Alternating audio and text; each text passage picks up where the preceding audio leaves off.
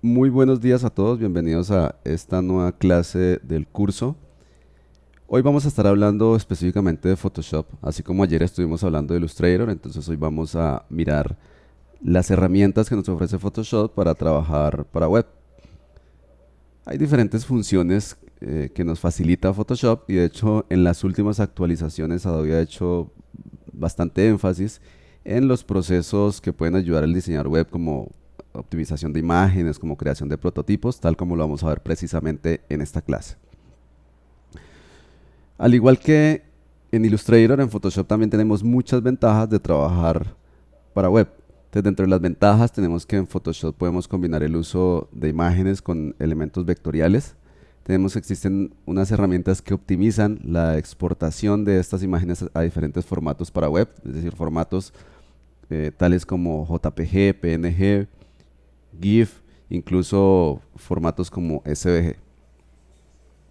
Y una ventaja grandísima es que es una aplicación pues, que muchas personas utilizan, entonces su interfaz ya es muy común y permite de esa manera pues, que adaptemos el flujo de trabajo para web fácilmente porque ya conocemos muchas de las cosas que hace Photoshop. Precisamente hace un par de días Adobe realizó una actualización a las aplicaciones Creative Cloud, a las aplicaciones de versión CC, y dentro de estas actualizaciones hay cosas muy novedosas en Photoshop que ayudan y automatizan algunos procesos para web. Y esto lo vamos a ver precisamente hoy. Entonces, al igual que en Illustrator, también aquí inicialmente tenemos que definir nuestro espacio de trabajo. Yo ya he definido el espacio de trabajo. Aquí tenemos una pantalla de bienvenida que yo voy a cerrar, esto no lo voy a utilizar. Y en la parte derecha yo ya tengo un espacio de trabajo que se llama Expert. He colapsado los diferentes paneles en dos columnas en la parte izquierda, perdón, en la parte derecha. Y en la parte izquierda tengo mi caja de herramientas en una sola columna. Entonces eso pues me da mucho más espacio. En este caso yo tengo una resolución bastante baja para facilitar a ustedes, para facilitarles el que ustedes puedan visualizar correctamente todos los menús y las opciones que yo voy a estar mostrando. Y cuando vamos a crear un nuevo documento, entonces aquí tenemos nuestra ventana. Desde este documento nosotros vamos a definir las características de Photoshop. Dentro de esas características vamos a ver cosas que no están disponibles dentro de Illustrator, y la diferencia sencillamente es porque Illustrator maneja archivos vectoriales mientras que Photoshop maneja imágenes en mapa bits, es decir, imágenes basadas en píxeles. Aquí no vamos a arrancar desde cero, no vamos a trabajar con herramientas básicas, etcétera, porque pues la función o el objetivo de esta primera clase de Photoshop es simplemente que ustedes sepan cuáles son las herramientas que les van a ayudar a ustedes a agilizar los procesos para web. Pero si por algún motivo quieren tener acceso a un curso que les explique desde cero todo lo que ustedes van a necesitar en Photoshop, entonces uno de los cursos que ustedes van a encontrar en aprende.co es un curso gratuito que se llama Photoshop CS6 Fundamentos. Aunque es la versión anterior, ahí van a encontrar todos los fundamentos, todas las características básicas de Photoshop. Es un curso bastante completo y ustedes pueden registrarse de forma gratuita, así que no tienen problema. Bien, volviendo aquí entonces, dentro de la versión de Photoshop que yo estoy trabajando, les decía que cuando vamos a crear un documento nuevo, entonces tenemos aquí una opción que se llama tipo de documento, Document Type. Y si hacemos clic en este menú desplegable, tenemos diferentes opciones. Muy similar, por supuesto, a lo que tenemos en Illustrator. De hecho, hay muchas características que se van a compartir entre las diferentes aplicaciones de Adobe, porque uno de los objetivos es estandarizar la interfaz, y de esa manera si usted conoce una aplicación pues es más fácil trabajar con otra. Entonces voy a dejar en este caso la opción de tamaño por defecto de Photoshop. Aquí me está indicando el ancho y el alto. Dado que vamos a trabajar para web, entonces nosotros aquí no vamos a tener que trabajar con centímetros, o no debemos trabajar con centímetros o con ninguna otra medida que no sean píxeles. Seleccionamos entonces la unidad de medida de píxeles y la resolución yo la puedo dejar a 72 píxeles por pulgada. En realidad, recuerden, la resolución no es importante cuando estamos trabajando para web. Lo importante es este tamaño en píxeles, no la resolución. Voy a cambiar este tamaño, por ejemplo, a 1200 y digámosle que van a ser 800 píxeles. Bueno, vale un poco más tal vez, 1500. Entonces 1200 de ancho por 1500 de alto, a 72 píxeles por pulgada, y definimos el modelo de color. Tenemos todas estas opciones. Nosotros vamos a trabajar con RGB. Recuerden que es el modelo más adecuado para trabajar para web. Podríamos trabajar en escala de grises para casos muy particulares, pero en realidad la mayor parte de las veces, el 99.9% de las veces, vamos a estar trabajando con el modelo RGB. Si tenemos imágenes que ya están en CMYK, igual esas imágenes posteriormente las convertimos a RGB, porque aunque en CMYK ya se perdió cierta saturación de esas imágenes, al pasarlas a RGB hacemos que las imágenes sean más livianas también. Tenemos que tener en cuenta cuál es la unidad de medida en la resolución, fue algo que me salté. Generalmente la unidad de medida más estándar con la que nosotros trabajamos es píxeles por pulgada. Aún teniendo en cuenta, pues como les decía hace un momento, que la resolución aquí no es relevante. Indicamos cuál es el color de fondo. Bueno, aquí en la parte derecha del modelo de color tenemos algo que se llama la profundidad de bits. Para casos solamente muy específicos, muy particulares, nosotros vamos a necesitar una profundidad de bits más alta de 8. Los documentos por defecto tienen esta profundidad de bits. Y cuando tenemos esta profundidad de bits, quiere decir que el número de colores máximo que va a tener una imagen en RGB va a ser de 16.7 millones de colores. Los famosos 16 millones de colores que seguramente ustedes han escuchado en algún momento. Cuando cambiamos esta profundidad de bits, entonces el número de colores aumenta, y eso aumenta de forma exponencial. Entonces van a haber muchos más millones de colores a 16 bits y muchos más millones de colores a 32 bits. Sin embargo, esto solamente es válido o es relevante o importante cuando estamos haciendo procesos específicos, como por ejemplo imágenes en alta definición. Estas imágenes se les llama imágenes HDR. Bien, podemos definir también el color de fondo. Entonces vamos a decirle, generalmente vamos a decirle que vamos a trabajar con el color de fondo blanco, pero también puedo seleccionar otro color de fondo, o puedo decirle que el fondo sea transparente. Si voy a hacer una composición con diferentes elementos que tienen áreas transparentes, seguramente esta característica va a ser relevante. O le puedo decir que seleccione el color de background activo en este momento en Photoshop. El color de background corresponde a estos dos cuadros que ustedes van a encontrar en la parte izquierda de la interfaz de Photoshop, específicamente en la caja de herramientas. Entonces por acá viene hacia la parte inferior, ustedes van a encontrar dos cuadros. El cuadro que está más hacia la parte del frente se llama color frontal, y el cuadro que está en la parte posterior se llama color de fondo. Como ese color de fondo está blanco, entonces da lo mismo en este caso particular el que yo seleccione background color o seleccione blanco. Y tenemos las opciones de perfil. Ahora hablamos un poco de los perfiles. Tenemos este perfil por defecto, que es el perfil del cual hablábamos también ayer en Illustrator. Y tenemos también el aspecto de radio de los píxeles. Por defecto los píxeles son cuadrados, pero en algunos procesos de video, por ejemplo, los píxeles no son cuadrados. Entonces seleccionaríamos el formato de video si estuviéramos haciendo, por ejemplo, una imagen que posteriormente va a ser parte de una composición de video.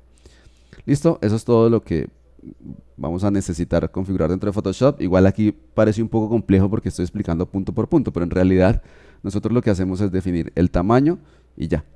Como ya sabemos que vamos a trabajar en RGB, pues esto es claro. Como ya sabemos que vamos a trabajar a 72 píxeles por pulgada, normalmente también esto es claro. Y el fondo por defecto siempre es blanco, entonces generalmente siempre estamos cambiando solamente el tamaño de la imagen que necesitamos y listo. De hecho, ese tamaño de imagen en cualquier momento, bueno, en realidad no en cualquier momento, pero ese tamaño de imagen se puede cambiar fácilmente después de que ha sido creado el documento. No es que sea complejo, sino que hay que tener en cuenta posteriormente cuando ya tenemos elementos dentro de nuestro documento, hay que tener cuidado cuando vamos a hacer el escalamiento o el cambio de tamaño del documento. Hacemos clic en OK y aquí tenemos entonces ya nuestro documento. En la parte superior derecho y en la parte izquierda van a encontrar unas reglas. Esas reglas obviamente permiten controlar las medidas, pero yo las voy a ocultar presionando comando R o control R, simplemente para facilitar un poco, para ahorrar espacio. Ok, ya tenemos nuestro primer documento. Recuerden, este documento está en RGB. Si nosotros por algún motivo tenemos una imagen en CMYK que ya ha sido creada, entonces lo que hacemos simplemente es que venimos al menú imagen, submenú mode, y seleccionamos aquí RGB. Es muy poco probable que nosotros necesitemos cambiar de RGB a otro modelo de color cuando estamos trabajando para web. Y por supuesto, entonces, las diferentes herramientas que nosotros vayamos a utilizar van a funcionar automáticamente en el modelo RGB porque es el modelo de color que tenemos para el documento. Los modelos de color que podemos utilizar acá son similares también a los que podemos utilizar en Illustrator. También tenemos la opción de mirar el resultado del color en diferentes modelos. Entonces, si venimos al panel de color, en el panel de color nosotros podemos trabajar en diferentes modelos de color, aunque estamos ya en CMYK.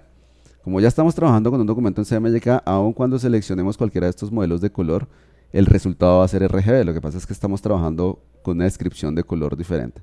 Pero en realidad esto no tiene mucho sentido. Yo voy a seleccionar aquí la opción de RGB y pues voy a seguir trabajando con RGB. Pero nosotros podríamos, por ejemplo, decirle yo quiero trabajar con CMYK. Entonces preparo los colores en modelo CMYK, pero al final todo se va a convertir a RGB. O sea, solamente los valores que tengo aquí los estoy configurando en CMYK o los estoy utilizando en CMYK, pero al final todo lo que estoy haciendo es RGB, pues porque el documento está en RGB y un documento en Photoshop no puede combinar diferentes modelos de color. Entonces, como no tiene mucho sentido, vamos a dejarlo nuevamente en RGB. Las muestras de color, también todas estas muestras de color son muestras de color que tenemos ahora ya en RGB o los swatches. Entonces, no hay problema pues con esto. Y si venimos, por ejemplo, a este color frontal y hacemos un clic, entonces abrimos el color picker, similar también a lo que tenemos en Illustrator. Y acá también tenemos el color que hemos seleccionado, que de hecho es un color un poco feo. Entonces ese color que yo seleccioné lo podemos ver en diferentes modelos de color, en HSB, LAB, RGB, CMYK, aun cuando el documento está en RGB. Y tenemos el color hexadecimal del cual estábamos hablando también ayer. Entonces, la definición de color la podemos tener en diferentes modelos. Es muy poco probable, puede pasar, pero es muy poco probable que el diseñador web quiera trabajar con modelo LAB, por ejemplo, aunque se puede hacer actualmente. Es muy poco probable que quiera el diseñador web o el desarrollador web trabajar con CMYK dentro de, por ejemplo, cuando está codificando el CSS de nuestro sitio web. Se puede trabajar en CMYK, muy poco probable. En HSB también se puede, pero es muy poco probable. Entonces lo más común actualmente es que se trabaje con el valor hexadecimal, que es el valor más típico con el cual se ha estado trabajando para web, o que se trabaje en RGB. Actualmente es mucho más común que se trabaje en RGB que en hexadecimal, porque el RGB tiene una ventaja y es que simplemente le agregamos un valor adicional y lo convertimos en RGBA, es decir, con un valor que tiene alfa. Un valor de color que tiene la característica de opacidad, mientras que en hexadecimal no se puede dar ese valor de opacidad directamente en el valor hexadecimal. Y también deberíamos de configurar los settings de color igual como lo hicimos también en Illustrator. Entonces, en el mismo menú, Edit, la misma función, Color Settings, y el mismo atajo de teclado, Comando Shift K o Control Shift K, nosotros encontramos los settings de color. La ventana es un poco diferente, no mucho, pero tiene algunas características diferentes a lo que vimos nosotros en Illustrator, pero esencialmente es lo mismo.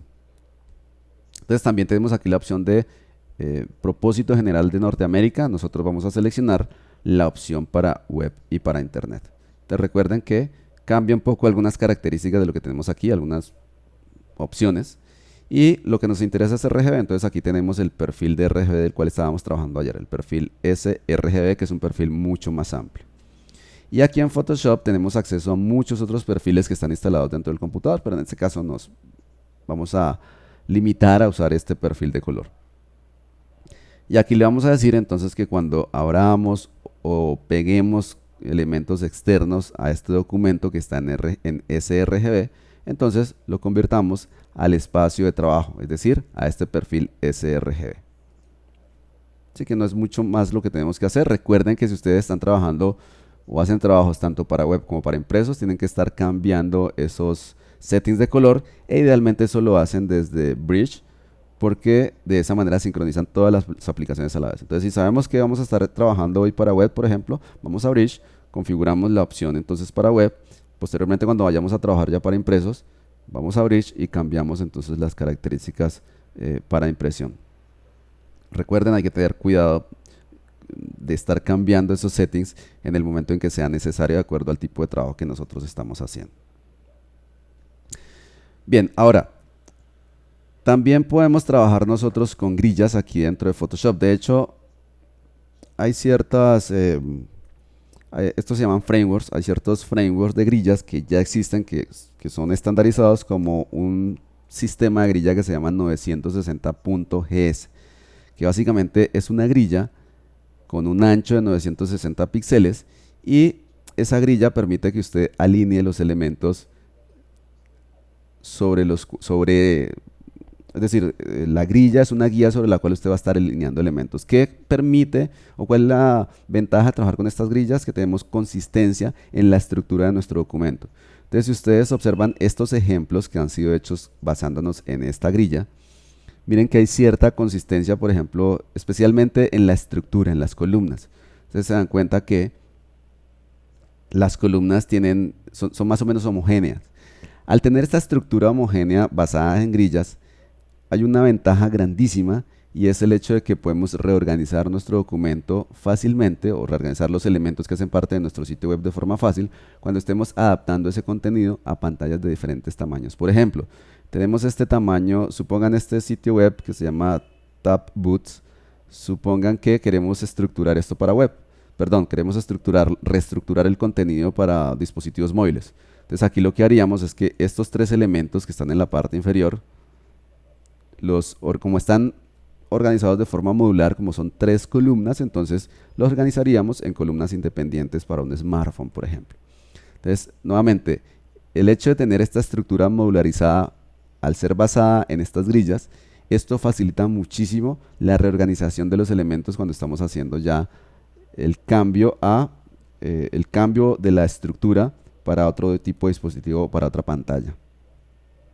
Esta es una grilla, de hecho, ya un poco obsoleta, porque es una grilla primero que se basa en un tamaño que está obsoleto, 960 píxeles es muy poco actualmente. Y además es una grilla fija.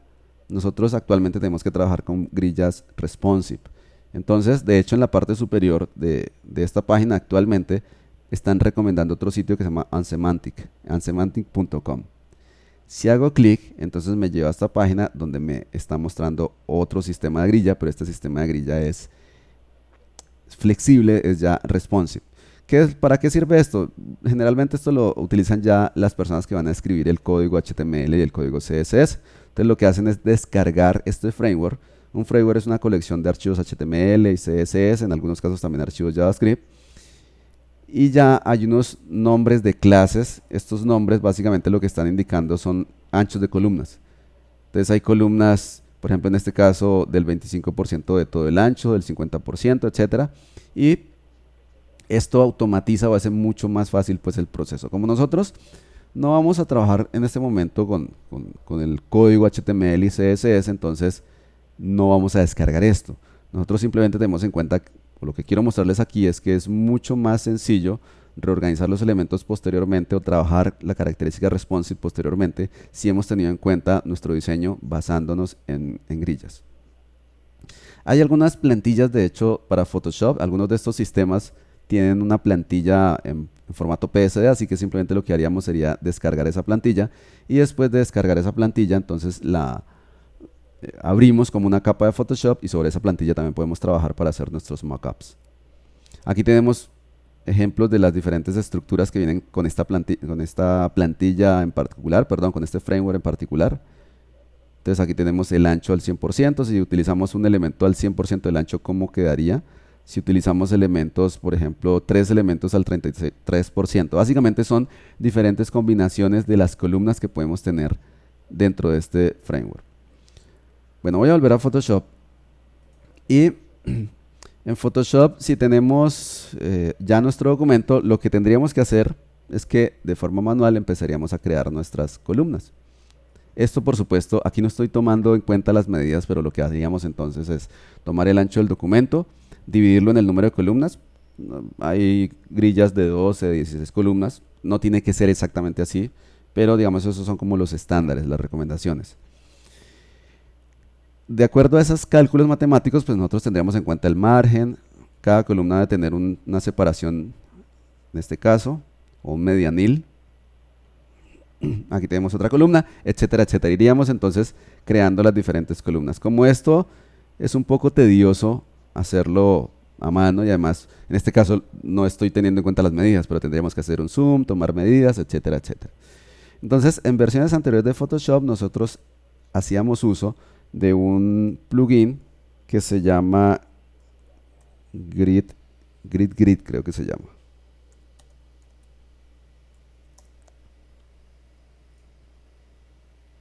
Sí, perfecto, es este. Este es un plugin súper interesante. Funciona para versiones, creo que CS6 y primeras versiones de CC. Funciona perfecto este plugin. Entonces, al descargar este plugin, les va a aparecer este panel que ustedes ven en la parte derecha, donde ustedes simplemente van a meter la información necesaria. La información es si necesitamos, por ejemplo, el margen izquierdo, el margen derecho, el margen superior, que son estas primeras 4 casillas. Por ejemplo, vamos a decirle que en el margen izquierdo vamos a darle un margen de 50 píxeles, 50, bueno, en la parte superior nada, en la parte derecha 50 píxeles, y abajo tampoco necesito ningún margen. Y luego le decimos acá que necesitamos, por ejemplo, 12 columnas. También podemos hacer filas, en este caso no vamos a hacer filas, y el ancho de cada columna, si queremos definirla, entonces vamos a decirle, por ejemplo, que el ancho de cada columna es 50 píxeles, y el medianil o el gutter, que es el espacio entre cada una de las columnas. Vamos a decirle que el espacio es de 15 píxeles. Listo, y después simplemente, esto es un simulador pues, de cómo aparecería el plugin ya instalado en Photoshop. Y después simplemente hago clic en la generación, en el botón para la generación de la grilla. Y él me genera la grilla tal como lo que estamos viendo en el ejemplo también aquí en el icono que está en la parte izquierda o en la imagen que tenemos en la parte izquierda. Yo aquí no les puedo mostrar cómo funciona en Photoshop porque actualmente con estas últimas actualizaciones este plugin ya no funciona. Pero aquí tenemos entonces la opción, en teoría funciona también con la versión que actualizaron hace 2 días. A mí personalmente no me ha funcionado, pero igual yo no lo instalaría ya en la versión 2015. Ya les voy a mostrar por qué no. Resulta que en estas últimas versiones tenemos una función que es muy similar. A propósito, cuando ustedes van a instalar este tipo de ayudas, estas ayudas ustedes las pueden encontrar tanto para Illustrator como para Photoshop, incluso para InDesign. Bajo el menú Window, seleccionamos esta opción que se llama buscar extensiones de forma online. Estos elementos se llaman extensiones. El problema es que estas extensiones están siendo actualizadas, entonces también por ese motivo muchas de estas extensiones todavía no están funcionando. De hecho, aquí miren que ya me está mostrando un mensaje que me está diciendo que que se está haciendo el proceso pues, de actualización de estos elementos, de estos plugins para que soporten la versión 2015. Entonces es probable que por ese motivo es que no me haya funcionado el plugin. Sin embargo, como les digo, tampoco lo utilizaría en estas últimas versiones, sencillamente porque aquí también encontramos ya actualmente una función muy similar. Entonces, bajo el menú View, nosotros hemos tenido siempre una opción que se llama Nueva Guía. Simplemente le decimos cuál es la posición. Entonces, por ejemplo, una guía vertical y la quiero a 50 píxeles. Ahí tenemos la guía vertical a 50 píxeles e iría creando todas las guías, lo cual, como se imaginan, también es bastante tedioso. Sin embargo, en las últimas versiones de Photoshop nosotros encontramos esta función, un layout de guía, una guía de estructura del documento. Entonces selecciono esta opción y miren que es bastante similar a este plugin, por lo tanto, como les digo, yo ya no utilizo este plugin en estas versiones. Aquí podemos tener unos presets, por ejemplo, de 12 columnas. Bueno, por ahora entonces voy a decirle, aquí me va a preguntar si quiero guías a columnas. Voy a pasarlo por aquí a un lado para que miren el resultado. Entonces, si quiero guías a columnas, si quiero 12 columnas. El medianil va a ser 10 píxeles, por ejemplo, entre cada una de las columnas, o 15 píxeles, un poco más. Los márgenes, entonces necesito un margen izquierdo de 50 píxeles o de 100 píxeles si quiero dejar un margen mayor. Y en la parte derecha, un margen de 100 píxeles también. Y esto yo lo puedo guardar. Yo puedo decirle guarde este preset. Entonces al guardar el preset, la próxima vez que yo necesite esto, pues simplemente lo selecciono desde el preset y no tengo que estar configurando. Entonces le digo aquí OK y ya tenemos esas guías creadas y empezamos a trabajar dentro de estas guías. O basándonos pues en estas guías. Puedo cambiar ese layout de guías en cualquier momento. Voy a decirle otra vez que necesito una nueva guía de layout. Y vamos a seleccionar, por ejemplo, 8 columnas. Como esas columnas van a adicionarse, van a combinarse con las anteriores, van a generar un desorden tremendo, entonces le voy a decir que borre las guías anteriores. Vamos a darle un margen izquierdo nuevamente de 100 píxeles. tal vez 80 y 80. 1, 2, 3, 4, 5, 6, 7 y 8 columnas. Hago clic en el botón de OK y ahí tenemos entonces nuestras 8 columnas. Y básicamente lo que empezamos es a trabajar. Entonces, esto idealmente debería, cada uno de los elementos que hagan parte de nuestro mockup o de nuestro prototipo, si estamos haciendo un prototipo, debería haber una capa totalmente independiente. Y debería ir nombrada correctamente, especialmente si esto se lo vamos a pasar a un desarrollador. Entonces, los desarrolladores pelean muchísimo con los diseñadores, pues uno de los motivos es la organización que requieren los desarrolladores de los elementos y los diseñadores no entienden eso, no entienden que el desarrollador tiene que entender claramente qué es lo que quiere que se desarrolle. Entonces, por ejemplo, vamos a definir un elemento acá y vamos a decirle que esto es, vamos a darle ese color feo que tenemos actualmente. Y esto lo llamamos menú de navegación. Entonces, identificamos claramente cada uno de los elementos para que esto sea también claro para el desarrollador. Vamos a decirle que esto va a ser un slideshow. Entonces creamos una nueva capa, idealmente, eso no nos cuesta nada.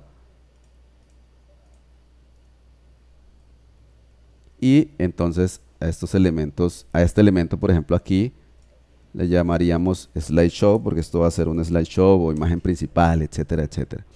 Ahora, pero esto es perfecto lo que estamos haciendo, sin embargo, lo que estamos generando aquí son elementos basados en píxeles. Como son elementos basados en píxeles, a veces necesitamos hacer modificaciones. Por ejemplo, necesito que este elemento sea un poco más alto.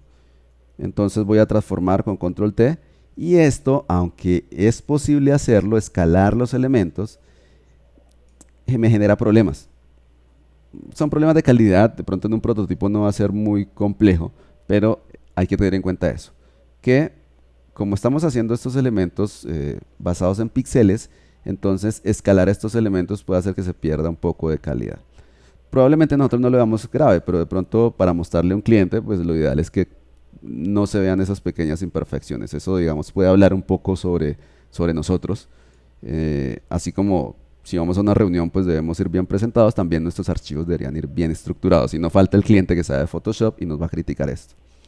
Entonces, una forma más recomendada de hacer estos elementos que hacen parte del mockup es utilizar elementos vectoriales. Entonces, desde acá tenemos una serie de herramientas, una serie de elementos que corresponden a elementos vectoriales. Entonces voy a seleccionar la herramienta rectángulo, aquí hay diferentes herramientas. Aquí en la parte superior en el panel de control, nosotros desde acá podemos decir qué es lo que queremos, si queremos seguir trabajando en píxeles o con un trazado o con un shape. Lo más recomendado en este caso es un shape. Entonces venimos y definimos o creamos nuestro shape. Recuerden que este shape corresponde a el menú de navegación. Venimos y aquí le coloqué solamente menú, no pasa nada. Y vamos a hacer el otro elemento. Este elemento va a ser slideshow. Y así sucesivamente, entonces nosotros vamos empezando a crear todos los elementos que hacen parte de un prototipo. Por tiempo, pues yo no me voy a poner a hacer el ejercicio completo, pero sea que estemos haciendo un mockup o sea que estemos haciendo un prototipo, es decir, que tenga una fidelidad del diseño mucho más alta. Entonces en Photoshop miren cómo nosotros vamos creando todos estos elementos. Si en la parte inferior tenemos elementos que van a ser más modulares, entonces, de hecho hace rato cometí un error porque cambié el color desde el área del color frontal y en realidad las opciones de color de estos shapes van aquí en la parte superior, en el panel de control. Entonces acá, por ejemplo, podríamos tener unas imágenes. Hacemos uso de las guías, por supuesto, para poder alinear estos elementos de forma sencilla. Aquí duplico estos elementos, simplemente con la herramienta de selección estoy arrastrando, presionando la tecla Option o la tecla Alt, y aquí voy nombrando todos estos elementos. Para que no se me generen una gran cantidad de capas, entonces yo puedo tomar estos elementos, presionar Comando G o Control G, agruparlos y colocarle aquí, por ejemplo, imágenes, equipo.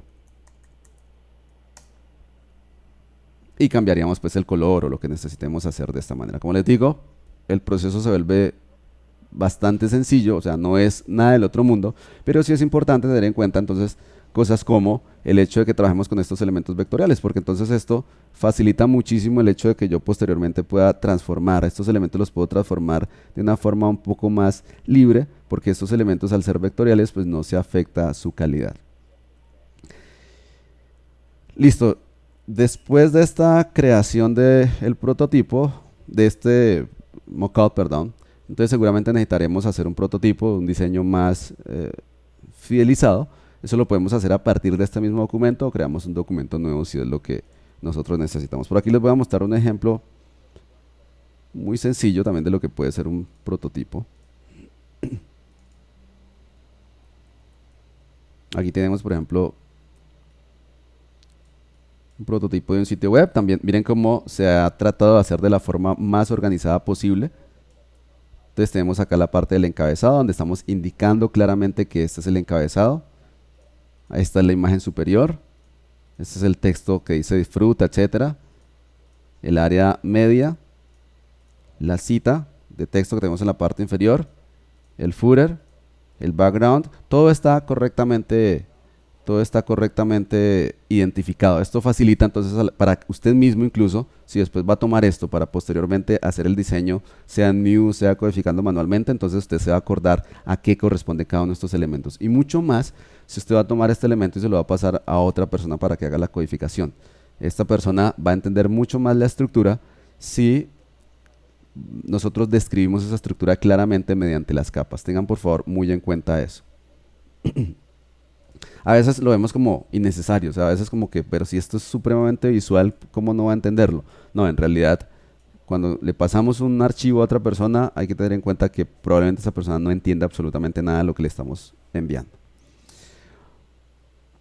Ok, ahora, recuerden que nosotros vamos a necesitar mostrar en diseño responsive, que deberían ser todos los diseños actualmente, deberíamos necesitar mostrar lo que llamábamos los breakpoints, es decir, los cambios de estructura del contenido para adaptar ese contenido a pantallas de diferentes tamaños. Entre otras cosas, tengan muy en cuenta que este año, hace un par de meses, si no estoy mal, Google anunció que va a darle prioridad a los sitios que sean responsive sobre los sitios que no sean responsive. Es decir, si usted diseña un sitio que no tenga la característica de responsive, entonces ese sitio va a tener menos posicionamiento en los resultados de búsqueda, lo cual es gravísimo dentro de un sitio web. Entonces, por ese motivo, ya en este momento, en el 2015, la característica responsive de un sitio web no es algo opcional, sino que es algo que ya tiene que estar, ya tiene que ser parte de cualquier sitio web, de todos los sitios web que nosotros desarrollamos.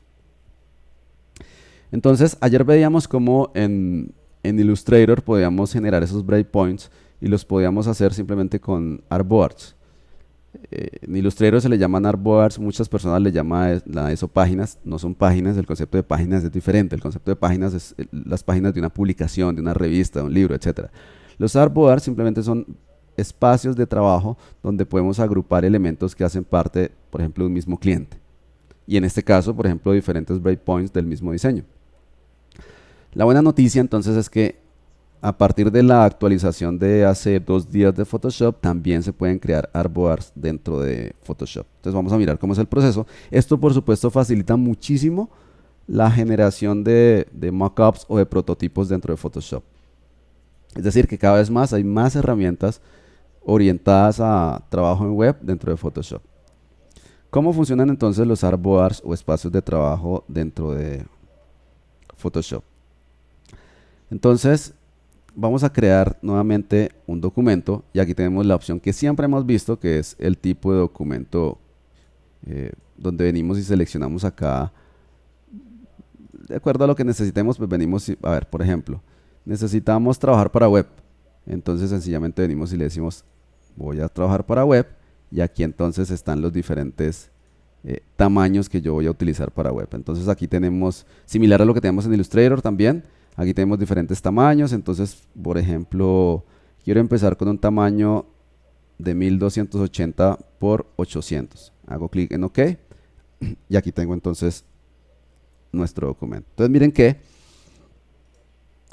nosotros anteriormente estábamos trabajando con esta opción a ver dónde está, esta opción de tamaño por defecto de Photoshop. Pero actualmente nosotros vamos a encontrar otras opciones adicionales. Voy a cerrar nuevamente aquí para no confundirlos. Voy a explicar nuevamente el concepto. Entonces, nuevamente, por defecto nosotros encontramos este tamaño en las versiones anteriores de Photoshop, donde simplemente definimos tamaños, etcétera. Podemos trabajar también con la opción, por ejemplo, para web, con los diferentes tamaños para web. Y también podemos trabajar también con la opción de mobile. Esto ya existía en versiones anteriores. Todo lo que les estoy mostrando aquí ya existía en versiones anteriores. Lo que tenemos novedoso es que actualmente podemos crear artboards. Entonces voy a decirle en este caso, yo lo que voy a crear es un artboard porque quiero crear un mockup. Entonces él me pregunta cuál es el tamaño del artboard inicial, porque aquí voy a crear uno inicial. Entonces vengo acá y digo, quiero crear un artboard para un diseño de un dispositivo móvil, pero un dispositivo móvil viejo. Por ejemplo, un dispositivo móvil de 320 píxeles de ancho. 320 por 1024, perdón. Entonces selecciono, hago clic en OK. En este caso, miren que no estamos haciendo manejo de color. Hago clic en OK y aquí tengo entonces el artboard. Ese artboard se puede modificar. Entonces ustedes van a decir de pronto, es que está muy... tiene 360 píxeles, pero está muy largo. Entonces, para modificarlo, simplemente lo que hacemos es seleccionarlo. Y para seleccionarlo, nosotros podemos seleccionarlo desde las capas.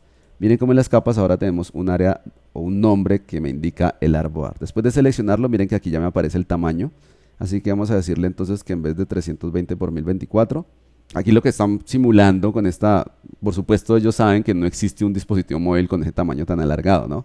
¿Qué es lo que se está simulando? Pues el desplazamiento que pueda hacer la persona cuando está leyendo el contenido dentro de este dispositivo. Eso es básicamente lo que está simulando. Pero nosotros podemos hacerlo más corto entonces. O digitamos el valor directamente en las casillas, o en el momento en que nosotros seleccionamos un artboard, miren lo que ocurre. Por defecto tenemos activada la herramienta de selección. Pero cuando yo selecciono el artboard dentro del panel de capas, entonces miren que automáticamente se activa una nueva herramienta de Photoshop que se llama el artboard. Lo puedo hacer también manualmente. Aquí tengo seleccionada la herramienta de mover, vengo acá y selecciono la herramienta de artboard. Siempre para seleccionar el artboard, entonces lo que voy a hacer es clic. O sea, lo que puedo hacer aquí cuando selecciono el artboard, cuando selecciono la herramienta, es crear nuevos artboards. Si quiero seleccionar este artboard, tengo que hacerlo entonces desde las capas. Y si quiero deseleccionarlo, entonces dentro de las capas también hago clic en un área donde no existan capas. Y ya lo he seleccionado. Listo, este es mi primer artboard. Quiero crear el segundo artboard entonces. Es decir, el siguiente breakpoint. Así que con la herramienta artboard seleccionada, defino cuál es el tamaño. Yo quiero seleccionar, por ejemplo, el iPhone 6. Entonces selecciono el iPhone 6, aquí está el tamaño. Y vamos a hacer clic en este botón. Y este botón me está indicando que es un nuevo artboard. Aquí tenemos también de hecho unas opciones. Vamos a decirle que vamos a crear este nuevo artboard. Hago un clic y aquí tengo entonces nuestro nuevo artboard. Y es buena idea nombrarlos, ¿no? Entonces vamos a decirle que esto es un iPhone 6. Y que este artboard va a ser un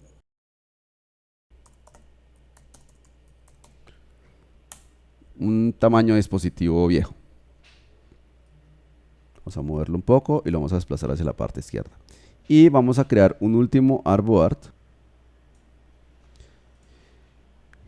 Por acá tenemos, por ejemplo, este tamaño para web. Vamos a seleccionar 1440 por 900. Hay de hecho muchos tamaños. Está incluso el tamaño del cual estábamos hablando ayer, el iMac de 27 pulgadas. Y hacemos un clic para crear el artboard. Y aquí tenemos entonces nuestro artboard. Y simplemente lo que hacemos es reubicarlo. Bien, después de que nosotros tenemos estos artboards ya creados, vamos a decirle que esto es 1440 por 900. Entonces nosotros podemos empezar a crear el contenido en esos artboards de forma independiente. Voy a traer, vamos a abrir por acá un elemento. Vamos a abrir por ejemplo esta imagen. Listo, aquí tenemos una imagen cualquiera. Y voy a pasar esta imagen al documento del artboard. Está muy grande. Entonces vamos a reducir su tamaño y vamos a definirle a cuál artboard va a ser parte. Entonces voy a pasarlo a este artboard de la parte de acá, por ejemplo. Miren que anteriormente voy a deshacer lo que estaba haciendo. Aquí, cuando pegué la imagen quedó como una imagen totalmente independiente. Entonces yo puedo arrastrarla sobre el artboard que yo necesito, porque esto es una capa totalmente independiente. No hace parte de ningún artboard. De hecho, se pueden combinar artboards y capas. Entonces aquí lo que hago es o la arrastro dentro del panel de capas y miren que hace parte de este artboard, o manualmente vengo también y lo dejo dentro del artboard que yo necesito. Como sea, aquí fácilmente o visualmente dentro de las capas me doy cuenta si hace parte del artboard o no. Reduzco el tamaño al tamaño que necesitemos. Aquí estoy haciendo un ejemplo muy sencillo. Por supuesto, esto debería ser un prototipo completo o un sketch completo. Puedo duplicar, entonces simplemente presiono con la tecla Alt o la tecla Option y arrastro para que haga parte del otro artboard y arrastro para que haga parte del otro artboard. Y hago los cambios necesarios, el texto, etcétera. El caso es que aquí ya tenemos nosotros, ya hemos hecho los 3 breakpoints y hacemos el diseño correspondiente o trabajamos con el diseño correspondiente para cada uno de estos breakpoints. Recuerden que cualquier pregunta que tengan la pueden ir escribiendo en el área inferior, en el área de preguntas, ¿ok? Bien. Igual aquí nosotros podemos trabajar con cualquiera de las técnicas de las cuales estábamos hablando ayer. Podemos trabajar con el Progress Enhancement. Recuerden que lo que hacemos es crear el prototipo o el sketch de el tamaño más pequeño y posteriormente entonces ir creando el sketch o los elementos que hacen parte del tamaño más grande. No necesariamente tienen que ser los mismos elementos, por supuesto, en cada una de las en cada uno de los artboards. Voy a abrir otro documento diferente.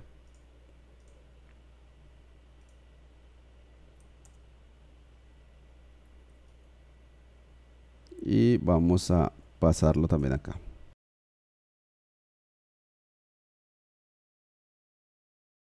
Recuerden que si ven que se complica un poco la inclusión de un elemento dentro de un artboard simplemente arrastrando, entonces lo que hacemos es que en vez de arrastrar dentro del documento, lo arrastramos aquí dentro de las capas. Y otra función interesante que tenemos aquí, por tiempo no estoy haciendo un sketch, un prototipo, no estoy simplemente arrastrando unas imágenes. Pero otra característica supremamente interesante que nosotros tenemos en esta versión de Photoshop es que esto lo podemos previsualizar directamente dentro de nuestro dispositivo. Entonces voy a generar aquí un artboard adicional. Vamos a buscar el iPhone 5. Aquí tengo un iPhone 5. Creo un nuevo artboard para el iPhone 5. Tomo este elemento. Perdón. Tomo este elemento y lo arrastro sobre el otro artboard y cambio el tamaño de acuerdo a lo que necesitemos. Esto es iPhone 5.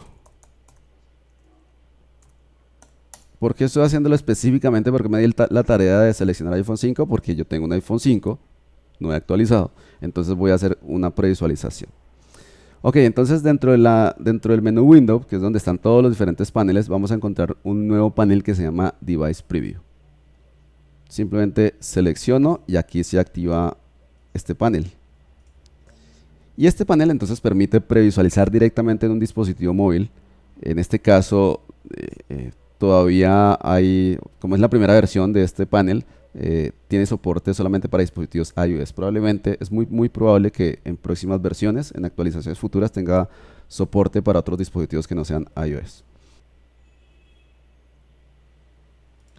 Voy a tratar de mostrar mi teléfono en la pantalla para que ustedes vean el resultado. Listo. Entonces, ¿qué es lo que necesitamos tener para poder utilizar esa función? Lo que necesitamos tener es una aplicación que se llama el Adobe Preview, que es una aplicación gratuita que se puede descargar para un iPhone, un iPad, recuerden, dispositivos iOS actualmente. Yo ya lo tengo descargado, es el icono amarillo con café más o menos, es el penúltimo icono, así que voy a abrir este icono. Los dos, tanto el computador como como el dispositivo móvil tienen que estar en la misma red. Y aquí entonces estamos nosotros previsualizando el elemento que yo he diseñado como artboard dentro de Photoshop. Recuerden, aquí por tiempo no estoy haciendo un prototipo, estoy haciendo simplemente una imagen cualquiera, pero entonces nosotros podríamos de hecho venir y seleccionar el artboard correspondiente. En este caso el correspondiente es el iPhone 5, pero vamos a mirar cómo se vería el diseño. Supongan este diseño dentro del tamaño de iPhone 5. Entonces aquí estamos viendo que se va a ver mucho más grande y de hecho podemos navegar, puedo hacer zoom, etcétera, y previsualizar con más detalle todos los elementos que hacen parte de este boceto. Puedo abrir otros archivos. Vamos a abrir, por ejemplo, este prototipo. Y después de que lo abro, entonces se toma un tiempo para la carga, pero miren que aquí ya estoy previsualizando entonces cómo se vería. Por supuesto, esto no tiene la función de encajado automático, pero de todas maneras nosotros podemos, o deberíamos más bien, crear los artboards como breakpoints con tamaños específicos y miren entonces cómo podemos previsualizar nuestro diseño directamente en un dispositivo móvil y podemos saber cómo va a quedar al final. Esto me parece a mí pues genial. Voy a cerrar ya esto.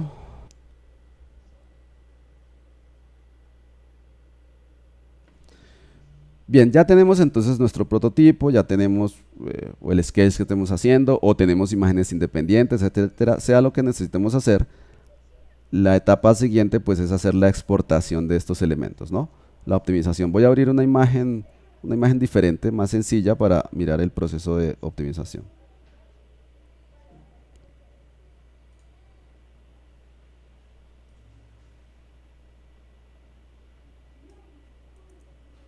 Listo, tenemos entonces esta imagen. Vamos a quitar las guías para que no nos confunda.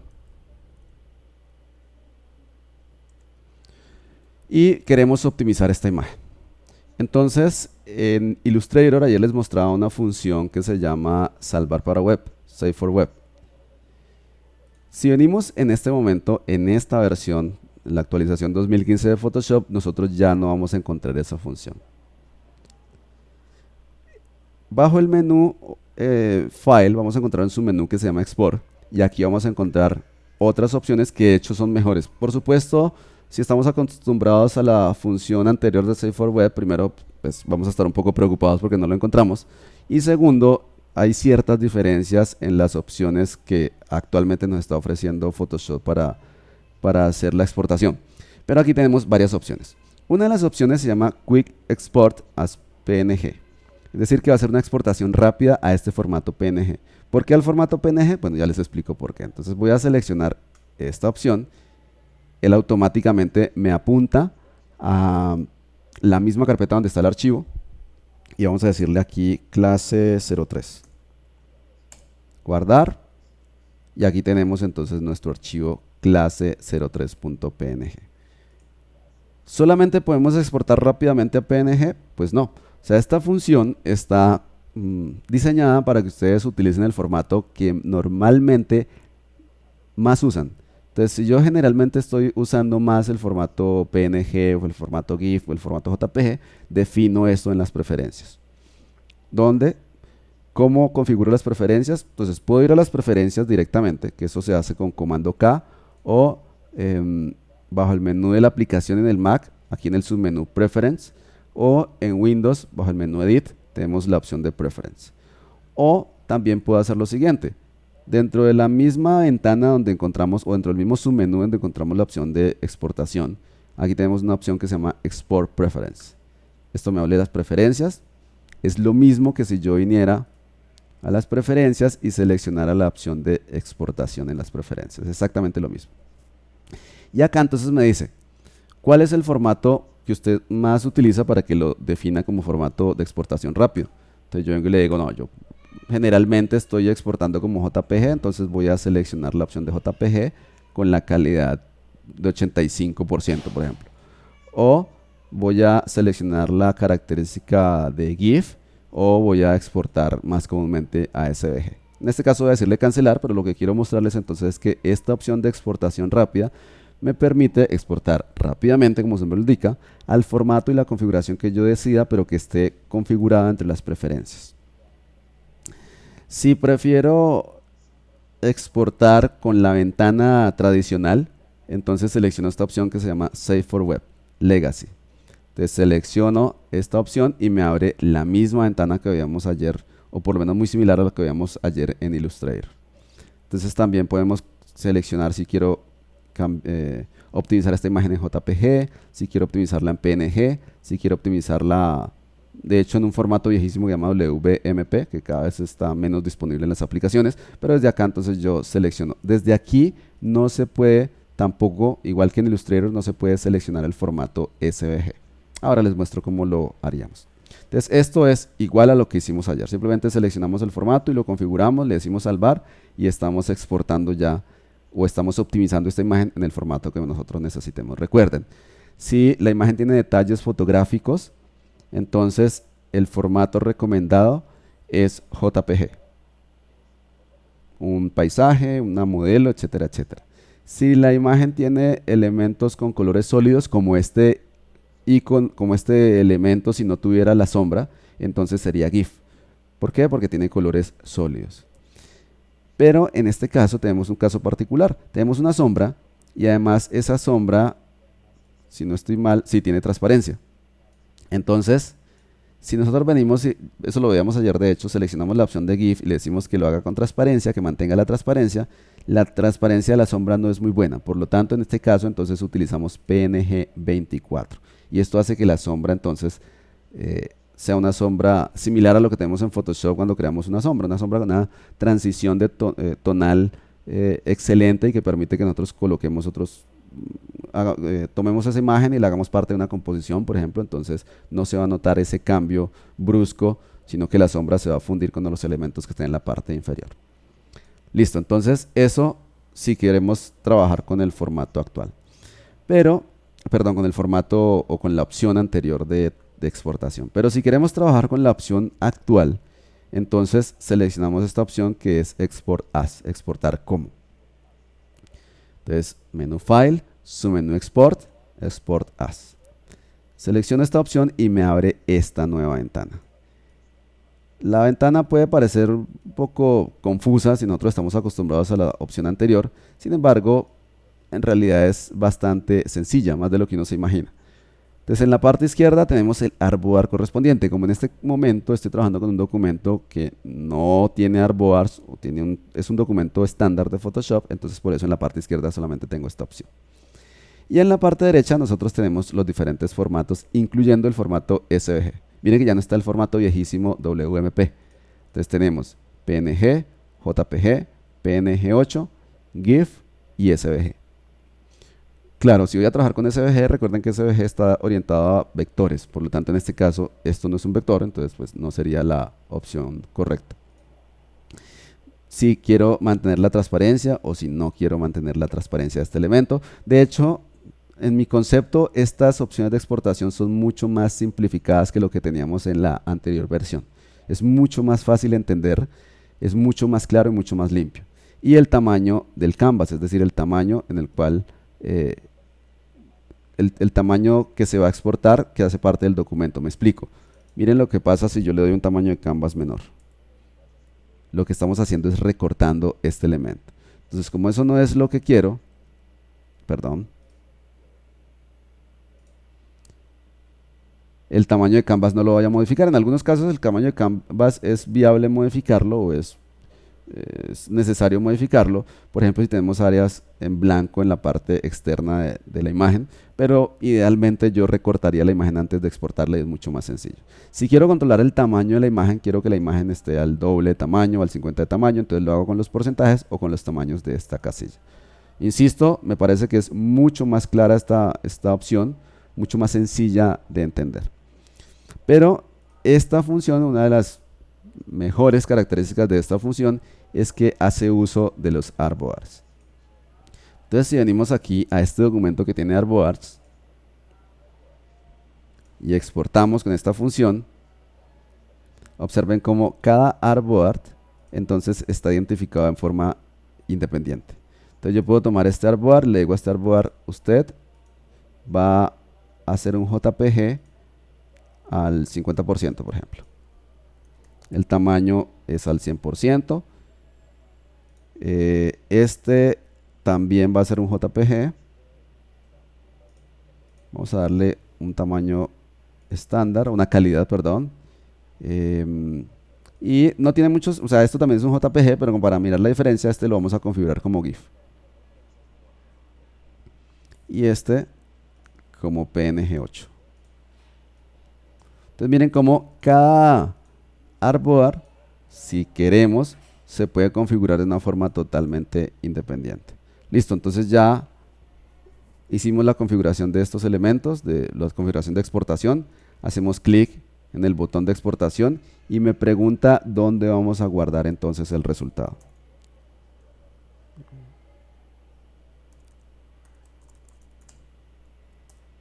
Vamos a guardarlo en esta carpeta optimizados. Le digo export. Ahí ya está haciendo el proceso de exportación y miren entonces que aquí tenemos el resultado con los formatos que nosotros indicamos previamente. Entonces es bastante funcional cuando ya estamos trabajando con diferentes artboards, porque facilita muchísimo pues el trabajo con estos documentos. ¿Qué pasa si nosotros, por ejemplo, queremos hacer una imagen? Bueno, hagamos una imagen por acá independiente. Esta, por ejemplo. Si queremos hacer esta imagen teniendo en cuenta documentos con Retina Display. Entonces hay dos formas de hacer esto. Recordemos un poquito el concepto de lo que hablábamos ayer respecto a Retina Display, que son pantallas que tienen una resolución mucho más alta, no solamente el doble, sino que hay pantallas que tienen el triple, incluso o más del triple de la resolución estándar de las pantallas que nosotros conocíamos hasta el momento. Y los factores, o lo que llamamos el factor X, corresponde precisamente a esa proporción del cambio de resolución de esas pantallas. Entonces hay un factor 2X para las pantallas que tienen el doble de resolución, 3X para las que tienen el triple de resolución y así sucesivamente. Veíamos entonces que cuando nosotros tenemos una pantalla con retina, la proporción de los elementos va a cambiar. Entonces aquí teníamos una pantalla de un estándar, con resolución estándar, y vemos un elemento a 100% píxeles. Entonces lo que debería ocurrir en una pantalla de Retina Display es lo siguiente, que ese elemento se va a ver automáticamente más pequeño. ¿Por qué se va a ver automáticamente más pequeño? Por lo siguiente, resulta que tenemos en la pantalla estándar una grilla de píxeles más grande y en la pantalla Retina Display una grilla de píxeles más pequeños. Entonces, los 9 píxeles que puede cubrir una imagen, por ejemplo, en resolución estándar, en Retina Display van a ser también 9 píxeles, pero van a ser muchos más pequeños. En la práctica, los dispositivos lo que hacen es que compensan ese cambio. Si no compensaran ese cambio, veríamos entonces esta diferencia, y en realidad esta diferencia no es notoria dentro de los dispositivos. O sea, usted no va a abrir una página web, por ejemplo, en un iPad y va a ver todo supremamente más pequeño. Por defecto no es así. Lo que ocurre entonces es que estos dispositivos compensan y hacen que los elementos se vean más grandes. Al verse más grandes los elementos para compensar el tamaño y que se vean más o menos equivalente, entonces la calidad de esas imágenes se decrementa. Es por eso es que ustedes van a ver las imágenes con una calidad menor en una pantalla de Retina Display. ¿Cómo hacemos para prevenir esto? Entonces para prevenir esto hacemos lo siguiente. Hacemos un set de imágenes orientado a pantallas de resolución estándar con el tamaño original, por ejemplo 100% píxeles. Como sabemos que lo que va a ocurrir acá es que el elemento se va a ver más pequeño, entonces vamos a hacer ahora lo siguiente. La imagen la vamos a hacer, o el set de imágenes, o el segundo set de imágenes lo vamos a hacer al doble de tamaño. Recuerden que la resolución aquí no es importante, aquí estamos hablando del tamaño de la cantidad de píxeles. Entonces si teníamos una imagen a 100% píxeles, para Retina Display la vamos a hacer a 200 por 200 píxeles. Esto va a ser variable, posteriormente va a ser más común que hayan pantallas con resoluciones más altas todavía. Entonces con las pantallas con resoluciones más altas vamos a necesitar incluso un factor X mucho mayor. Entonces ya no vamos a necesitar probablemente otro tercer o cuarto set de imágenes de 300 por 300 o de 400 por 400. Actualmente, para facilitar los procesos, entonces estamos haciendo, o generalmente trabajamos con un factor 2X solamente. ¿Cómo hacemos esto en Photoshop? Lo ideal es que nosotros entonces empecemos con imágenes al doble del tamaño. En este caso, por ejemplo, tenemos una imagen de 295 por 120. Esta imagen, digamos, originalmente es una imagen que va a ir a 60 píxeles de alto por 147 píxeles de ancho aproximadamente. Es decir, la mitad de esto. ¿Por qué se hizo al doble?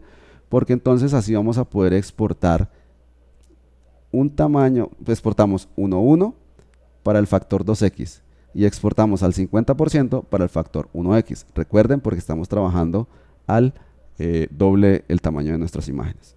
Entonces vendríamos acá y le diríamos que vamos a exportar, y esta primera imagen la exportaríamos nosotros, por ejemplo, al 100%, pero esta imagen corresponde al factor 2x, y posteriormente exportaremos al 50% y esta imagen corresponde al factor 1x, es decir, al tamaño que normalmente hubiéramos utilizado hace algún tiempo. Ahora necesitamos los dos tamaños. Si nosotros empezamos con el tamaño original, es un poco más complejo, porque supongan que el tamaño original es este tamaño, 295 por 120. Entonces, si vamos a exportar, tenemos que decirle el tamaño 100% corresponde al factor 1x y al 200% corresponde al tamaño, al factor 2x. Esto puede hacer que se pierda la calidad de las imágenes cuando estamos hablando en términos de píxeles. Entonces, todo va a depender de cómo está generada la imagen. En este caso, por ejemplo, vamos a mirar cómo está generada esta imagen. Si venimos a las capas, en las capas vamos a analizar este elemento. Entonces aquí tenemos un elemento que se llama clock. Vamos a darle doble clic para mirar cómo está generado y resulta que es un elemento vectorial. Ahora hablamos un poco de esa característica. Tenemos, a ver qué otro elemento tenemos por acá.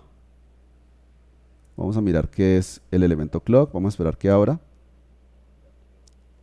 Clock es el reloj que nosotros tenemos, este icono de este reloj. Como ese icono de ese reloj es vectorial, por eso abriendo Illustrator ahora hablamos de esa, ahora les explico esa característica de qué se trata. Entonces, por ese motivo es que ese elemento, cuando lo exportamos al doble, no va a generar ningún inconveniente. Aquí tenemos otra capa que se llama clock fondo, y miren que esta capa es una capa vectorial. De hecho, es una capa que se generó con estas herramientas, tal como lo que estábamos haciendo anteriormente. Como es una capa vectorial, por ese motivo miren la ventaja que nosotros tenemos. Al decirle exportar, vamos a decirle que vamos a exportar vamos a exagerar un poco, al 500%. Todos los elementos son vectoriales. Entonces, el reloj vectorial no afecta la calidad. De hecho, vamos a ampliar un poco más. 700%. Entonces, el borde del rectángulo de fondo no tiene pérdida de calidad porque es vectorial. El borde del reloj no tiene pérdida de calidad porque es vectorial. Y el texto es vectorial. Entonces no hay absolutamente ningún problema. Si tratamos de hacer esto mismo con una imagen, el resultado no va a ser igual. Vamos a decirle exportar. Y vamos a decirle que vamos a exportar esta imagen al 700%. Vamos a esperar un poco para que él... De hecho hay un límite, como la imagen es tan grande, vamos a cambiarle primero la resolución a esto. Vamos a cambiarle, vamos a dejarlo a 100 píxeles solamente.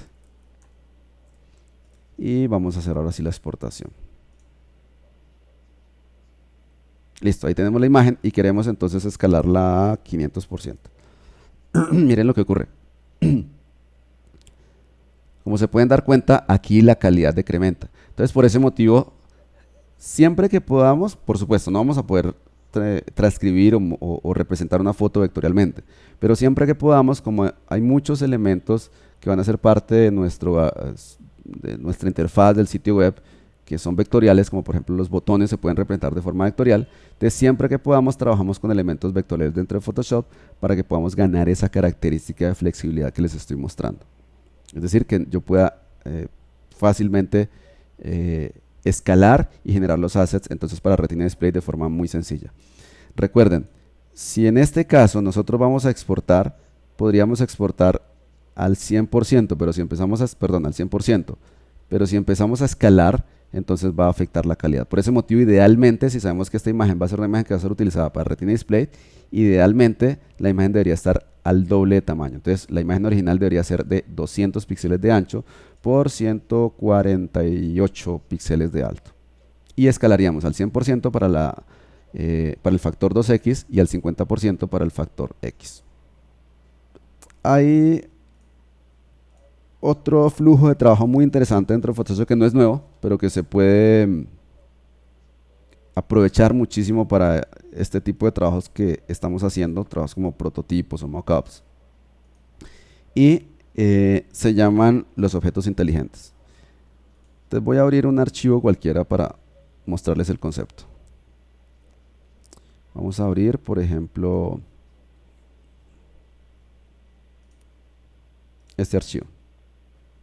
Son tamaños grandes los de estas imágenes, tiene 3600 píxeles por 4100 píxeles, bueno, en promedio. Y vamos a asumir que necesitamos esta imagen muy pequeña. Esto es Illustrator, vamos a cerrarlo para que no.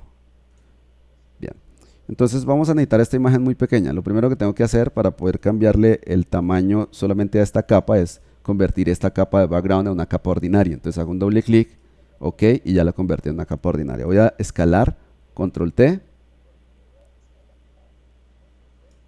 Y ahí tenemos entonces ya la imagen con el tamaño reducido. Lo que voy a hacer ahora entonces es volver a escalar. Supongan que después me di cuenta que necesitaba la imagen otra vez a un tamaño más grande.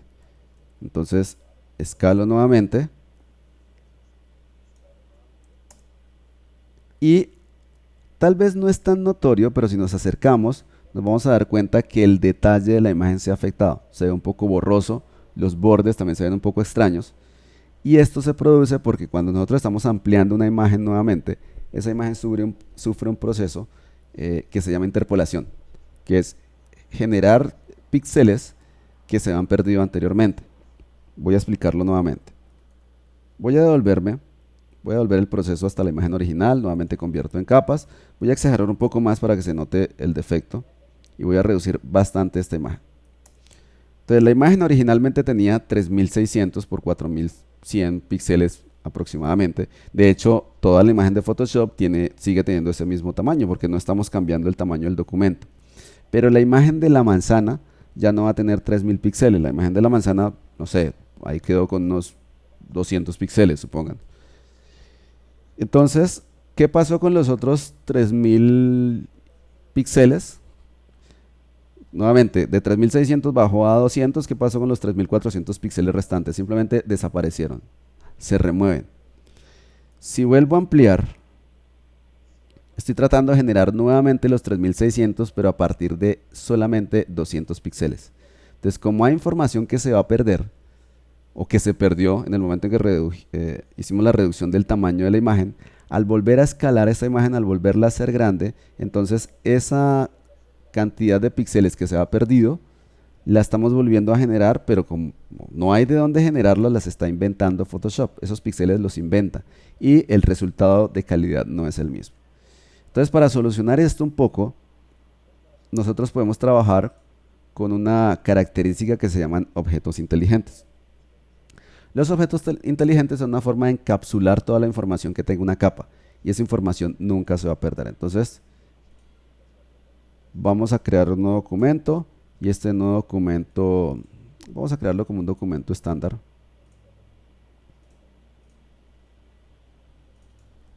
(1200 por 800, por ejemplo. Y 72 píxeles por pulgada. Listo, este es nuestro documento. Voy a tomar la imagen y la voy a arrastrar hacia el otro documento. La imagen está grandísima. ¿Por qué? Porque el tamaño de la imagen original de la manzana pues es mucho más grande, es mucho mayor. Entonces miren lo que yo voy a hacer. Bajo el menú Layer yo puedo decirle que quiero tomar este elemento y lo voy a convertir en un objeto inteligente. Entonces Layer, Smart Object, Convert to Smart Object o convertir a objeto inteligente. O mucho más fácil, hago un clic derecho sobre la capa y le digo que quiero convertir ese elemento en un objeto inteligente. Lo selecciono y aquí me aparece un icono. Ese icono pequeñito que aparece al lado de la capa me está indicando que ese es un elemento o un objeto inteligente. Ahora voy a hacer el mismo proceso de cambiar el tamaño de este elemento. Vamos a cambiarlo. Voy a hacerlo así bien exagerado para que se note más la diferencia. O el efecto pues de la ventaja de trabajar con objetos inteligentes. Entonces voy a reducir mucho, mucho, mucho. Quedaron como 26 píxeles, muy pocos píxeles de hecho. Y luego voy a tratar de recuperar el tamaño porque me acordé que lo necesitaba más grande. Entonces escalo nuevamente, presiono Enter nuevamente. Cuando yo estoy reduciendo, a ver, voy a repetir el proceso. Cuando estoy haciendo la reducción, en este caso yo voy a presionar, bueno, creo que me volví demasiado. Bueno, me volví mucho, entonces voy a repetir. Arrastro el documento, arrastro la manzana hacia este documento. Listo, aquí tengo el documento, convierto a objeto inteligente. Lo que les quería indicar es que cuando yo hago este proceso, aquí presioné comando T y al presionar comando T me aparecen las opciones de transformación. Entonces, mientras yo no presione Enter, no estoy dañando nada. De hecho, yo puedo presionar la tecla escape y la transformación no se realiza, o sea, no se dañó absolutamente nada. Entonces, voy a hacer el proceso, pero al final, pues quiero que tengan en cuenta que estoy presionando Enter, ¿no? O sea, no estoy haciendo trampa. Entonces presiono Enter o hago clic en este icono que es como una marca de verificación, como un chulito, como le llaman algunos, o presiono simplemente Enter. Listo, ahí ya se hizo la transformación, ya esos píxeles debieron haberse afectados. Vamos ahora a escalar para cambiar el tamaño para ampliar. Nuevamente presiono Enter para aprobar el cambio. Miro el detalle y el detalle no tiene ningún cambio respecto al archivo original. ¿Qué fue lo que pasó? Para entenderlo un poco voy a volver a reducir. Y esto tiene 32 por 37 píxeles. Ese es el tamaño que va a quedar esa imagen. Voy a hacer un doble clic dentro de la capa. No en el nombre de la capa porque entonces es para cambiar el nombre de la capa, sino sobre el icono de la capa. Entonces hago un doble clic y lo que ocurre es que se abre la información que está contenida o que está encapsulada dentro de esa capa de objeto inteligente. El archivo que se abre tiene una extensión .psv. Es una extensión especial de Photoshop para archivos con tamaños grandes. Y la resolución de esta imagen o la cantidad de información que tiene esta imagen es 3633 por 4129. Es decir, que aunque yo he modificado esa capa, realmente el archivo no tiene ningún cambio. La información original no tiene ningún cambio. La información sigue estando guardada dentro de esta capa y yo puedo volver a recuperarla las veces que sean necesarias. Cualquier transformación que sea posible hacer dentro de Photoshop sobre un objeto inteligente no daña la información original. Simplemente modifica esta representación de la información original, pero la información original está acá. De hecho, si quiero hacer modificaciones de la información original, yo tengo que abrir el objeto inteligente, hacer la modificación necesaria. Por ejemplo, vamos a cambiar el tono. Ahí está. Vamos a dejarlo de este color. Cierro este archivo. Voy a guardar, estoy modificando el archivo .psv, el archivo que contiene toda la información del objeto inteligente, y aquí dentro del documento original cambia automáticamente. De hecho, yo puedo duplicar los objetos inteligentes y todos los cambios que yo haga, este objeto inteligente va a apuntar hacia el mismo archivo original. Entonces, si yo vengo al archivo original, di doble clic, voy a botar esta capa de ajuste, cerro, guardo los cambios. Miren que el cambio se aplicó a las dos capas, a los dos objetos inteligentes, porque los dos están apuntando al mismo elemento. Entonces, todo esto lo explico porque esta es una función muy interesante cuando estamos trabajando, estamos haciendo por ejemplo prototipos o estamos haciendo sketch. Podemos hacer uso de esta función cuando estamos trabajando con imágenes, porque esto nos da mucha más flexibilidad. Entonces en cualquier momento, necesitamos la imagen un poco más grande, ampliamos la imagen y no nos va a afectar absolutamente para nada la calidad. Yo utilizo muchísimo esta función, la utilizo mucho porque siempre me gusta mantener la información original de la imagen me gusta que no se pierda esa información original porque en cualquier momento la puedo utilizar. Adicionalmente, puedo utilizar los objetos inteligentes de la siguiente manera, que esto es mucho mejor todavía.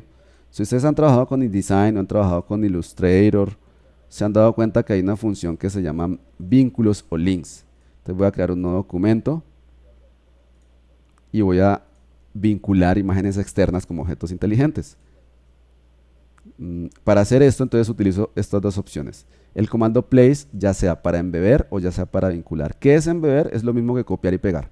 Toda la información de los píxeles queda dentro del documento de Photoshop, pero no hay un enlace con el archivo externo. Cuando le digo vincular, voy a traer, por ejemplo, este archivo. Hago clic en el botón place y aquí tengo el archivo que acabo de vincular. Yo puedo abrir un panel que se llama el panel de las propiedades. Y dentro del panel de las propiedades, teniendo seleccionada la capa, miren que automáticamente quedó como objeto inteligente y me aparece un icono de unos eslabones. Esos eslabones me están mostrando que existe un enlace con el archivo externo. Entonces, dentro del panel de propiedades, vamos a encontrar la información de ese objeto inteligente. Y dentro de esa información está la ruta. Observen que aquí se encuentra la ruta. Yo puedo de hecho mostrar en el Finder, si estoy en Windows, pues en el escritorio de Windows o en la carpeta de Windows donde se encuentra. Y puedo, por ejemplo, editar el contenido, es lo mismo que dar doble clic sobre la capa y editarlo. Y embed es romper el vínculo. Esto me parece a mí genial y también flexibiliza muchísimo pues el uso de los objetos inteligentes dentro de Photoshop. Y finalmente les voy a mostrar una opción que automatiza totalmente la generación de assets dentro de Photoshop. A mí esta función me encanta personalmente. Esto me parece genial cuando estamos trabajando con elementos para web. Voy a abrir, por facilidad, para no enredarlos, quería hacer el ejemplo con este archivo, pero como este archivo tiene tantos elementos, entonces por ahora no quiero enredarlos. Primero vamos a empezar con un archivo más sencillo. Aquí tenemos tres elementos. Estos tres elementos se llaman lateral. Voy a tomar cada uno de estos tres elementos que componen cada cuadro y voy a agruparlos. Entonces, selecciono estos tres, los agrupo, comando G o control G, selecciono estos tres, los agrupo, comando G o control G. De hecho, estos tres elementos los puedo dejar en la parte externa y voy a borrar esto. Listo, este primero lo vamos a llamar reloj. Este segundo lo vamos a llamar calendario. Y este tercero lo vamos a llamar música. Y vamos a traer un elemento externo. Vamos a importar, por ejemplo, vamos a importar esta manzana nuevamente. Al importarla queda como un objeto inteligente y esa manzana la vamos a dejar dentro de música. Por acá puede ser. Y aquí hice un pequeño recorte. De hecho, primero voy a moverlo antes de... Vamos a dejarlo más o menos aquí. Ok, ahora sí, hago el Clipping Max. Listo, ahí tengo entonces un pequeño efecto que di para el tercer elemento. Entonces tenemos reloj, calendario y música. Y queremos optimizar esto. Voy a guardar este archivo también por facilidad y para que entiendan claramente lo que estoy haciendo. En una carpeta que se llama Generator.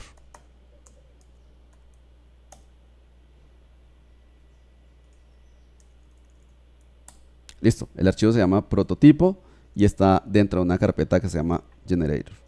Esto lo voy a cerrar y vamos a dejar todo lo más simple posible.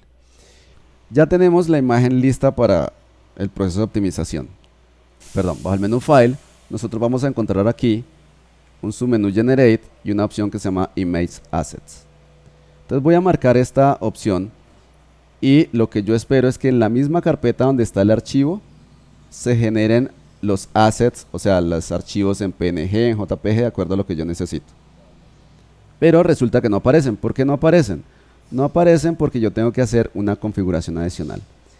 Antes de eso, tengan en cuenta que si esta función no les aparece activa, si no hay forma de activar esta función o no les aparece, es porque está deshabilitada la función por dos motivos. La primera puede ser porque la versión de Photoshop que ustedes estén trabajando es una versión anterior a CS6. Y la segunda puede ser porque en las preferencias hay una opción que se llama plugins y aquí debe estar activa la función Enable Generator, es la primera función. Si está deshabilitada, pues ustedes no la van a ver. Bien. Segundo, quiero, por ejemplo, optimizar este fondo primero. Entonces, ¿qué es lo que voy a hacer? Bastante sencillo. Lo primero que voy a hacer es colocarle un nombre. Vamos a colocarle clock-fondo. Pero el nombre puede ser cualquiera. Aquí lo importante es que ustedes le indiquen cuál es la extensión que va a tener. Entonces, clickfondo.jpg. En el momento en que yo hago ese proceso, aquí me genera una carpeta. De hecho, vamos a minimizar. A ver si puedo hacerlo. Bueno, por ahorita no. Por tema de resolución creo que no me deja mover mucho el borde, pero lo que quiero mostrarles acá es cómo ha generado automáticamente el asset, de forma totalmente automática. Aquí tenemos ya nuestro elemento. Ahora, puedo hacer ciertas combinaciones. Por ejemplo, no quiero el JPG. De hecho, hay una calidad por defecto que tiene el JPG en este caso. Creo que la calidad por defecto es 90%.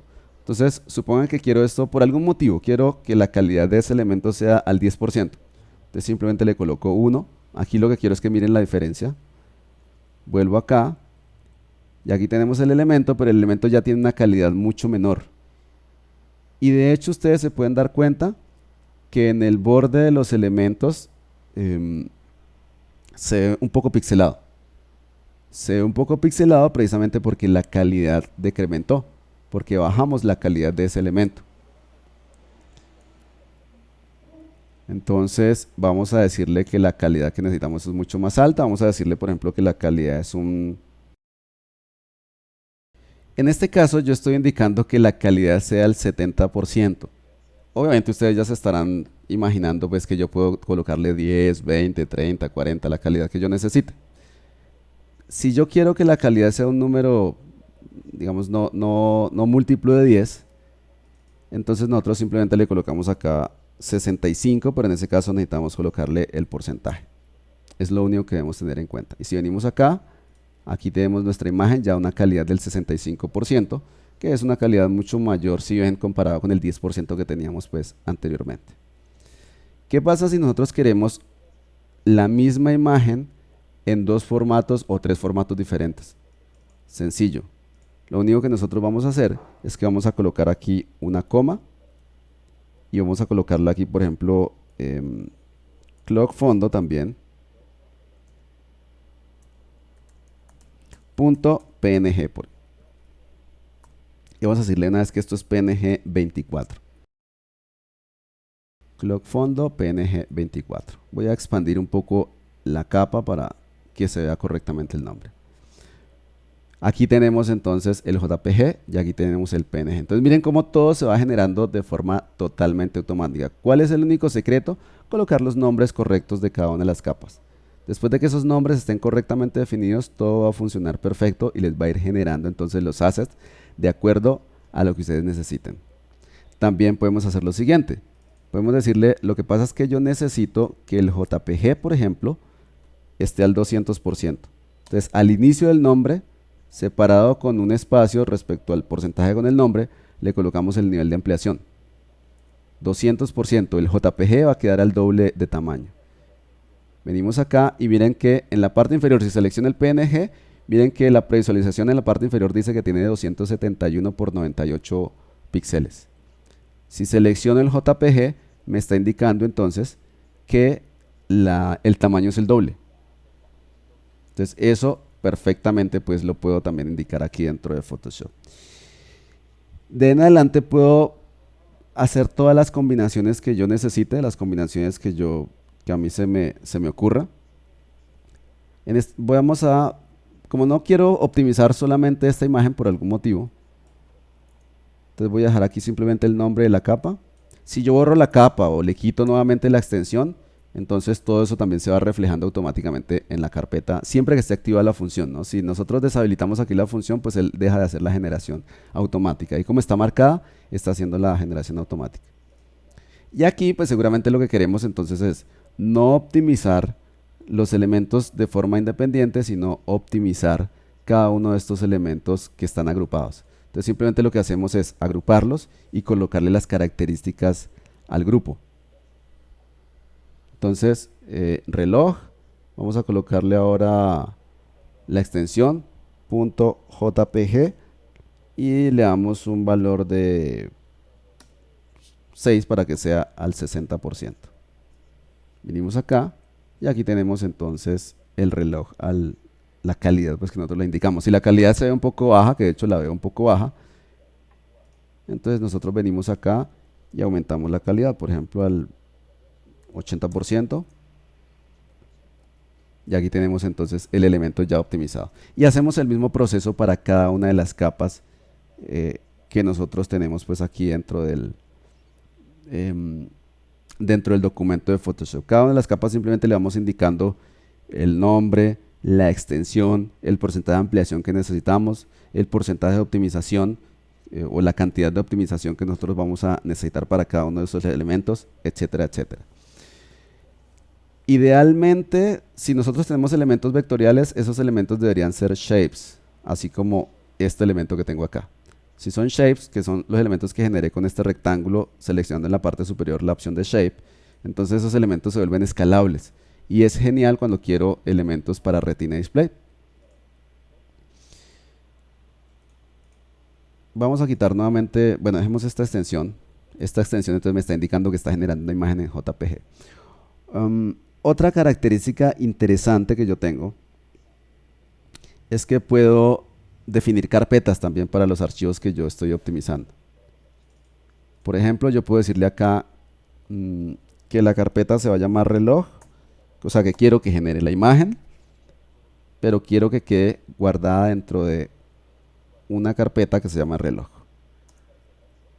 Entonces vengo y aquí tenemos la carpeta reloj y dentro de la carpeta reloj tengo el archivo que optimiza y por supuesto esa carpeta la puedo repetir en varias imágenes. Entonces todas las imágenes que quiero que queden dentro de la carpeta reloj, a todas les antepongo entonces la palabra reloj, el slash y automáticamente entonces me está indicando que todas van a quedar en esa carpeta. Voy a deshacer. Tenemos también la posibilidad de configurar unos valores por defecto. Entonces si quiero configurar valores por defecto, lo que hago es crear una nueva capa que quede en la parte superior y la capa se tiene que llamar default. Tiene que llamarse exactamente default, si no, no va a funcionar. Si me equivoco en alguna letra, entonces no va a funcionar. Y puedo decirle, por ejemplo, que todos los elementos queden, voy a exagerar un poco, la calidad se va a ver pésima, pero quiero que se note. Todos los elementos queden, por ejemplo, al 500%. O que queden a un tamaño más, bueno, digamos la escala que nosotros necesitemos. Entonces si venimos acá, este elemento que se va a generar, bueno, en este caso lo que hicimos, en realidad me equivoqué. Aquí lo que estoy haciendo es que estoy indicando que al final del nombre siempre tenga un 500. ¿Sí? ¿Por qué no funcionó lo que les estaba diciendo? Porque no le coloqué el porcentaje. Entonces, coloco el porcentaje y acá lo que está ocurriendo es que no me está dejando el porcentaje al final del nombre, sino que me está dando un tamaño mucho más grande de este asset. Y nuevamente, como todos los elementos de ese asset son vectoriales, miren que al cambiar el tamaño no se ha afectado la calidad. Vamos a colocarle un tamaño más grande todavía. Vamos a exagerar. 1000%. Aquí tenemos el archivo mucho más grande e insisto, la calidad no se ve decrementada, a menos que comprimamos muchísimo, pues la imagen sí se va a ver. Pero en este caso miren cómo estamos escalando, es decir, podríamos utilizar esto para imágenes para Retina Display fácilmente, porque como utilizamos vectores, elementos vectoriales, entonces no se está afectando la calidad en el momento pues de ampliar esta imagen.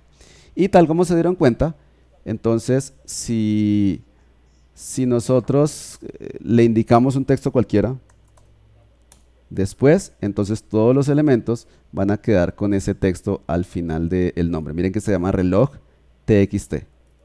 De hecho, vamos a colocarle aquí no txt, sino guión txt. Y miren que ahí están todos los elementos que se exportan. En este caso estamos exportando solamente el reloj. Vamos a exportar calendario. Calendario.png, por ejemplo. PNG 24 porque eso tiene una sombra. Entonces venimos acá, exactamente lo mismo. Va a quedar mucho más grande, pero va a quedar con el nombre calendario más el texto que yo le esté indicando ahí. En este caso, le estoy diciendo que todos los elementos queden escalados al 1000% y que al finalizar coloque esta carpeta. También le puedo decir, por ejemplo, que todos queden en una carpeta que se llame Assets. Que llame IMGs mejor. Bueno, aquí sí me generó un error. A ver, ¿cuál es el error? Ah, ok. El error es el siguiente. Me equivoqué aquí. IMGs slash. Coloqué el slash antes del nombre de la carpeta. Y la sintaxis es después de la carpeta. Entonces miren cómo me está generando los assets. En este caso, después de me está generando los assets y me lo está guardando dentro de la carpeta que yo le estoy indicando, la carpeta IMGs. Bueno, y así sucesivamente, todo lo que les estaba mostrando simplemente se pueden combinar y de esa manera entonces nosotros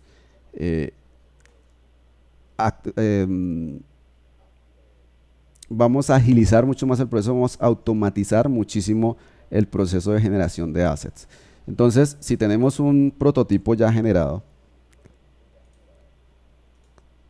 como este prototipo, simplemente es identificar los elementos que quiero exportar de forma independiente y esos elementos que están exportados de forma independiente, pues entonces los empiezo a nombrar, o que quiero exportar de forma independiente, los empiezo a nombrar colocándole la extensión correcta, la escala que necesito, el nivel de compresión. Siempre recuerden que el tema de la escala se puede hacer sin ningún inconveniente, pero cuando los elementos son vectoriales. Si no son vectoriales, entonces al escalarlos va a perderse la calidad y lo que tenemos que hacer es tener la imagen original al doble de tamaño.